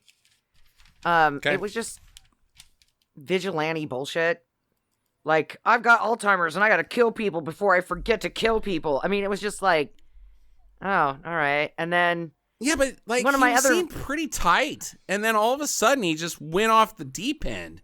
As far as that, like it seems like the movie takes like 6 months, but it really takes place in about 3 days. And he goes from "I'm the most lethal assassin on the planet" to "Where am I?" Yeah, and I really also didn't like the what was it? It was like Guy Pearce, because we said we were going to talk about Guy Pearce. Guy Pearce is in it. Yeah, I love Guy Pearce. That's a detective. How can you not love Guy Pearce? Right? I love that guy. Shitty Brad Pitt. But it was just, I don't know. It was just kind of fucking draggy and dumb, and predictable. And very predictable. And also, it was really hard to root for Neeson's.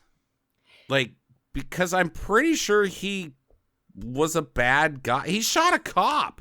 Like, oh, whoa, you scared me, cop. But he shot a cop that was just like, hey, buddy, you doing okay in his Alzheimer's-ness.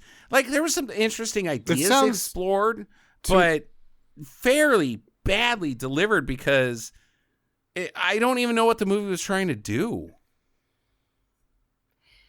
Sounds like you have a lone shooter who's senile.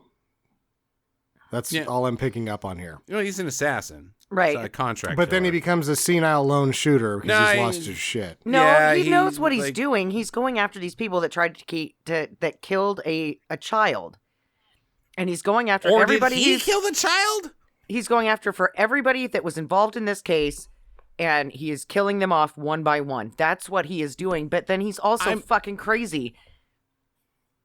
I'm still not sure if he didn't kill the child because it was the ballistics said that it was the same gun that he's running around killing all these other people with, and then he has like a flashback where he dreams about killing the child, and so he kill himself by the end of it? No. Sort of. Yeah, sort well, of. kinda. Sort of. Yeah, kind of. Then that would be that he did kill everybody involved. Yeah, but I figured it out for you. I don't know. It wasn't good. Like Neeson's isn't back, unfortunately. Like, why does he keep trying to be Action Man?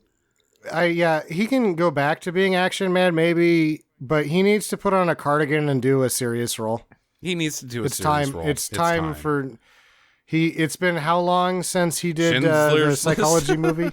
Love Actually? No, we're not talking about that one. He was great in that one. That one on this podcast. No, we don't talk about that here. Are you talking about